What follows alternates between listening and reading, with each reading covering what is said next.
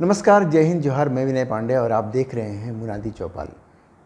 Health के इस section में आज हमसे मुखातिब हैं डॉक्टर नमिता पटेल जी और स्किन केयर को लेकर के वो हमसे बातचीत करेंगे। मुझे इसकी तकनीकी जानकारी बहुत ज़्यादा नहीं है, इसलिए इंट्रो में मैं बहुत कुछ बता नहीं पाऊँगा, लेकिन ज़्यादातर ये मामला सौंदर्य से जुड़ा होता है। जो स्किन का मामला होता है, स्किन टोनिंग से लेकर के स्किन का ग्लो वगैरह बहुत सारी चीज़ें होती हैं। तो हम सीधे चलते हैं, उन्हीं से बात करते हैं, पूछते हैं सवाल उनसे, जानने की कोशिश करते हैं कि स्किन डिजीज़ कैसे होता है और इसके रोकथाम के क्या उपाय हैं, क्या मिथ हैं और क्या सही है। बहुत सारे मिथ भी हमारे सोसाइटी में प्रचलित हैं। चीज़ों को लेकर के हर चीज़ का एक इलाज बता दिया जाता है लोगों द्वारा, तो वो सही है ऐसा करना या गलत है, इन सब विषयों पे हम बात करेंगे।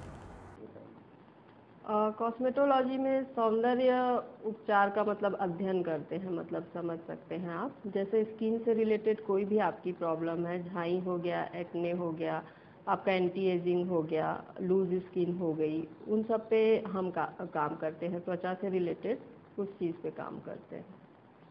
जी, क्या ये मामले ज़्यादा बढ़ रहे हैं आजकल? सॉरी, जो स्किन डिजीज़ के मामले जो हाँ हाँ, स्किन डिजीज़ के मामले तो बढ़ ही रहे हैं। जैसा आप लोग भी खुद भी जानते होंगे कि स्किन से रिलेटेड और हेयर से रिलेटेड प्रॉब्लम्स बहुत ज़्यादा बढ़ रहे हैं अभी। उसका रीज़न भी है, लोगों का जो खान पान है अपना और रूटीन जो है वो सही नहीं है। एक्चुअल रीज़न वही है, टाइम से सोना नहीं, आपका जंक फूड ज़्यादा लेना है, टाइम से उठना नहीं, मतलब प्रॉपर नींद नहीं लेना है, आपका सही से खान पान नहीं है, तो उस वजह से ये प्रॉब्लम ज़्यादा बढ़ रही है अभी की डेट में।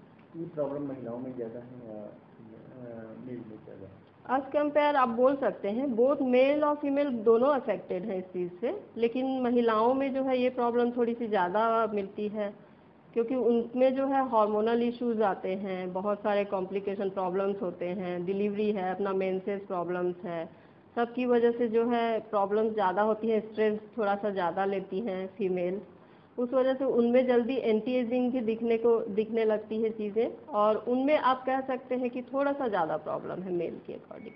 कहते हैं मेल ज़्यादा केयरलेस होते हैं अपनी स्किन के प्रति और दूसरी चीज़ों में। मेल केयरलेस होते हैं, लेकिन प्रॉपर क्या है, एक तरह का आप बोल सकते हैं कि जैसे फीमेल्स में जो प्रॉब्लम्स हैं, मेल्स में वो प्रॉब्लम नहीं है। स्ट्रेस उनको भी है, लेकिन वो क्या है कि जिस तरह की फीमेल्स में कॉम्प्लिकेशन है उस तरह के मेल में नहीं है, तो उनके जो हार्मोनल चेंजेस वगैरह हैं उस तरीके से जल्दी से अफेक्ट नहीं करते हैं उनको। ये रायगढ़ के हिसाब से अगर हम बात करें तो यहाँ पॉल्यूशन भी एक समस्या है, कि इसके चलते इस तरह की प्रॉब्लम ज़्यादा होती है। हाँ, पॉल्यूशन में है प्रॉब्लम, क्योंकि डस्ट है, आप सही से उसको क्लीन नहीं कर रहे हैं, डस्टी एरिया है, आपके जो फैक्ट्री वगैरह ज़्यादा है उसकी वजह से पॉल्यूशन है। तो वो सब क्या है, जैसे स्किन पे है, आपके ट्रैवलिंग कर रहे हैं या ऑफिस जा रहे हैं, जॉब वाले हैं प्रॉपर, तो डस्ट है, आप सही से उसकी केयर नहीं कर रहे हैं, क्लीन नहीं कर रहे हैं, उसकी वजह से आपको एक्ने आ सकते हैं। बराबर से आपने सही से क्लीनिंग करके नहीं सोया तो एंटी एजिंग मतलब वही कॉज है उसका, और ये सब प्रॉब्लम होता है डस्ट की वजह से। अगर आप बोलते हैं सौंदर्य, तो वो लगता है कि इसको ये लगता है कि महिलाओं के लिए, और दूसरा लगता है कि ये सिर्फ दिखावे के लिए है। क्या ये स्वास्थ्य के लिए भी जरूरी है? दिखावा सौंदर्य को आप उस तरह से डिफाइन जैसा आप कर रहे हैं, मैं वैसा डिफाइन नहीं करती हूँ। मेरा कहना है कि स्किन हेल्दी होनी चाहिए, ना कि ब्यूटीफुल इन द सेंस कि आप सुंदर हैं या नहीं, उस सुंदरता को बढ़ाना, वैसा नहीं है। स्किन आपकी हेल्दी है तो आपका खुद का कॉन्फिडेंस बढ़ेगा। किसी को भी आज के ज़माने में नहीं पसंद है, कुछ है अगर प्रॉब्लम, पिंपल्स है, बच्चों को उससे क्या है, हीन भावना आने लगता है अपने अंदर कि नहीं, चार चार लोग आके उससे बोल रहे हैं कि तेरा चेहरा कैसा दिख रहा है। तो उन सब चीज़ों को हम सही करते हैं कॉम्बिनेशन ट्रीटमेंट से। तो उसको आप ऐसा नहीं बोल सकते कि सौंदर्य या दिखावा है। इंसान को उसमें अपना खुद का कॉन्फिडेंस बढ़ता है। आप अगर परफेक्ट है, स्किन आपकी हेल्दी है, तो आप कॉन्फिडेंट हैं। सौंदर्य का दूसरा पहलू ये भी है कि फियरनेस, जो गोरा है जी, वो सुंदर है, ऐसा मतलब एक परसेप्शन है लोगों में। ये तो आप जैसा बोल सकते हैं कि गोरा है तभी सुंदर है, ये गलत है। आप देखते होंगे कि जितनी भी मॉडल्स होती हैं, मोस्टली वो इतने गोरे नहीं होते हैं। तो उस चीज़ को ये मेज़र करना कि गोरा है तभी सुंदर, ऐसा नहीं है। स्किन हेल्दी है आपकी, टाइट है स्किन आपकी, तो वो ब्यूटीफुल है, चाहे आप ब्लैक हैं या वाइट है, उस पर डिपेंड नहीं करता है। लेकिन अगर आप सौंदर्य की बात करें, जहाँ तक फेयरनेस को लेकर ही आपके पास बहुत सारे क्लाइंट आते हैं, फेयर होने के लिए बोलते हैं कि मुझे फेयर कर दीजिए जी। तो ये फेयरनेस तो एक सौंदर्य का एक बड़ा फैक्ट है।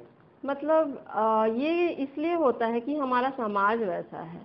समाज जो डिमांड करता है उस चीज़ की वजह से जो सामने वाला पर्सन है उसको लगता है कि फेयर होना ज़्यादा इम्पोर्टेंट है।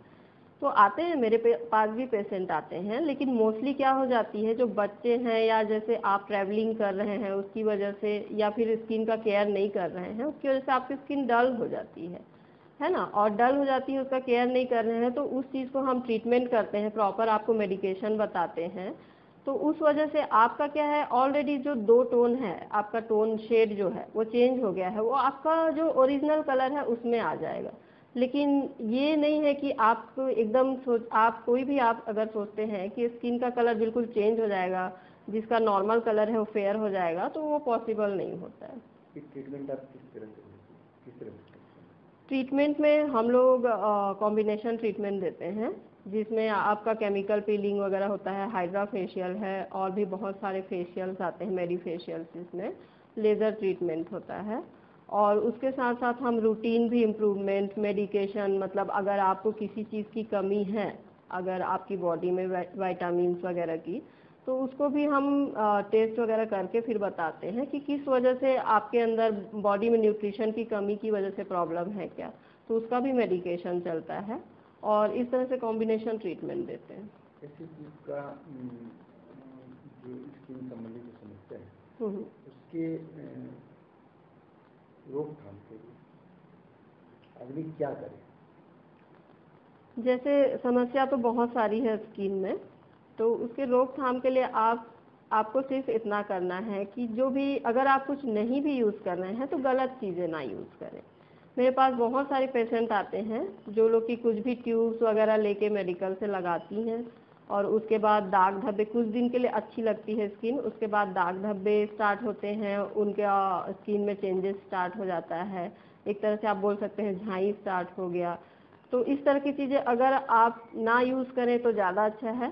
सेकेंड चीज़ है कि आप अपना रूटीन मेंटेन करें, फेस को अच्छे से क्लीन करके रखें, और उसके बाद मॉइस्चराइज़र, सनस्क्रीन, जैसे अगर आपका धूप में काम है तो जो डेली रूटीन है आपका उतना ही फॉलो करें, तो तब भी आपकी स्किन काफ़ी अच्छी रहेगी। हेयर लॉस वेट बड़ी समस्या है, आप शायद हेयर लॉस को भी देखती हैं। जी। ये हेयर लॉस के कारण क्या है? ज़्यादातर आज जिनके आजकल देखे जा रहे हैं हेयर लॉस का मोस्टली सबसे मेन कारण तो स्ट्रेस ही है। जैसे आजकल की लाइफ जैसी हो गई है तो स्ट्रेस सबसे ज़्यादा है। तो एक कारण तो आपका सबसे मान लीजिए स्ट्रेस है। सेकंड है आप 8 घंटे की स्लीप भी नहीं ले रहे हैं, लोग काम कर रहे हैं या लेट से सो रहे हैं, जिस वजह से भी है, प्रॉपर मतलब नींद आपकी पूरी नहीं हो रही है। दूसरा है खान पान पे डिपेंड करता है, जैसे प्राकृतिक चीज़ें पहले जैसे हम खाते थे आजकल खा नहीं रहे हैं। बच्चों से भी हेयर फॉल, बच्चों के भी प्रॉब्लम्स आने स्टार्ट हो गए हैं। मेन रीज़न यही है कि पैकेट फूड जितने भी आपके हैं, ये सब खाने की वजह से, साग सब्जी ना खाना, हरी पत्तेदार सब्जियां ना खाना, तो उसकी वजह से क्या है, प्रॉपर जो विटामिन मिलने चाहिए वो सब नहीं मिलता है। धूप ना लेना, आजकल हर कोई एसी यूज़ कर रहा है तो धूप नहीं मिलता, जिसकी वजह से विटामिन डी की कमी हो जाती है बॉडी में, तो उसकी वजह से भी हेयर फॉल होता है। इस तरह से बहुत सारे रीज़न हैं हेयर फॉल के। हेयर फॉल ना हो, जेनेटिक कारण से भी हेयर फॉल होता है, तो हेयर फॉल ना हो उसको रोकने के लिए आदमी क्या प्रिवेंशन? हेयर फॉल ना हो ऐसा तो नहीं है, क्योंकि अलग अलग रीज़न से होता है। फीमेल में भी जैसे आप बोल सकते हैं कि कई तरह के बदलाव होते हैं, उसकी वजह से भी कई बार होते हैं। कभी आप बीमार पड़ जाते हैं तो उसकी वजह से, लंबे मेडिकेशन की वजह से भी हेयर फॉल होते हैं। तो उसका बस यही है कि आप अपने डॉक्टर से मिल सकते हैं, और उसके बाद प्रॉपर गाइड लेने के बाद जो भी आपके अंदर कमी है, या तो सप्लीमेंट जो भी है उसका ट्रीटमेंट लेकर, और नॉर्मल सही से रूटीन करके अपना खान पान में सुधार करके उस चीज़ में प्रोग्रेस ला सकते हैं। एक मीथ है, कहावत कि बालों में तेल लगाने वालों के पास जल्दी लगता है, मीठ है या सही? तेल का ऐसा कोई झड़ने से कोई रिलेशन नहीं है, क्योंकि तेल बालों का झड़ना रोकता है ये ऐसा कुछ भी नहीं है। तेल सिर्फ आप मॉइस्चराइज कंडीशनिंग करने के लिए आप हाफ एन आवर या 1 आवर लगा सकते हैं, और जड़ों से और बाल के झड़ने से उसका कोई रिलेशन नहीं है। उससे ही स्किन के लिए बोलते हैं, जैसे पिंपल के लिए बेसन लगा लिए, दही लगा लिए, टमाटर लगा लिए, वो सब काम करता है या? मतलब कुछ चीज़ें जैसे आप देख सकते हैं, एक्ने पेशेंट है ऑलरेडी, उसको पिंपल आ रहे हैं, अगर आप ब्लॉक कर देते हैं स्किन को, कुछ स्क्रब कर देते हैं, ज़्यादा घिस देते हैं, आप डैमेज कर रहे हैं स्किन को। तो कोई भी चीज़ ऐसा जो होम प्रोडक्ट है, जैसे आप दही हो गया तो यूज़ कर सकते हैं जो हार्म ना करे। कुछ चीज़ें ऐसे हैं जो ब्लॉक करेंगे आपके पोर्स को, तो पिंपल्स ज़्यादा आने के चांसेस हैं। तो ये सब चीज़ें ना करके जब आपके पास एक्ने आ रहे हैं तो वो डॉक्टर देखेगा कि क्या किस टाइप के एक्ने हैं, उसके बाद वो आपको जो सलाह देते हैं उसको मान के आप आगे बढ़ सकते हैं।